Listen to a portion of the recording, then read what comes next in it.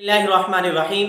आज की इस वीडियो के अंदर हम एक अहम अदब बयान करेंगे कि बहुत सारे लोग इस तरह के होते हैं, जब उनको छींक आती है ना वो सामने कपड़ा देते हैं, ना हाथ देते हैं, ना आवाज़ को धीमा रखते हैं, बुलंद आवाज़ से छींक जो है वो मारते हैं। तो इस तरह क्या दुरुस्त है कि नहीं है? रसूलुल्लाह सल्लल्लाहु अलैहि वसल्लम का अमल इसके बारे में क्या था? जामे तिरमिज़ी में रिवायत है कि नबी करीम सल्लल्लाहु अलैहि वसल्लम को जब छींक आती, आप सल्लल्लाहु अलैहि वसल्लम कपड़े के जरिए अपना मुंह ढांप लेते थे और आप सल्लल्लाहु अलैहि वसल्लम अपनी आवाज़ धीमी रखते थे, आहिस्ता रखते थे। इससे दो अदब हमें मालूम हुए। अगर हमें छींक आ रही है तो सामने कपड़ा ले आएं, अपने हाथ ले आएं, ताकि उस छींक की जो छींटे हैं वो किसी दूसरे पे ना पड़े, ताकि दूसरे को तकलीफ ना हो। दूसरे की तकलीफ से तो आप सल्लल्लाहु अलैहि वसल्लम ने हमें मना फरमाया है। और उसके अंदर हम जानबूझकर बुलंद आवाज़ ना निकालें। बाज़ लोगों की आदत होती है कि छींक के अंदर बहुत ज़्यादा बुलंद आवाज़ निकालते हैं।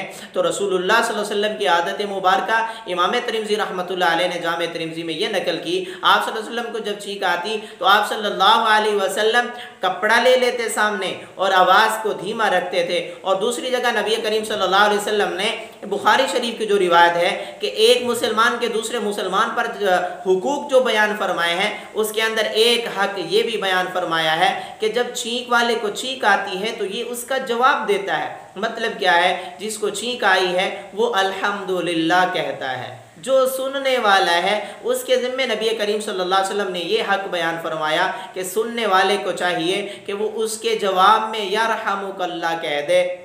और जिसको छींक आई है फिर वो क्या कहेगा? वो बोलेगा यहदिकुमुल्लाह। तो ये जो है आदाब हैं कि छींक अगर आए तो क्या कहना है, किस तरह जो है अमल करना है ताकि दूसरे को तकलीफ़ ना हो।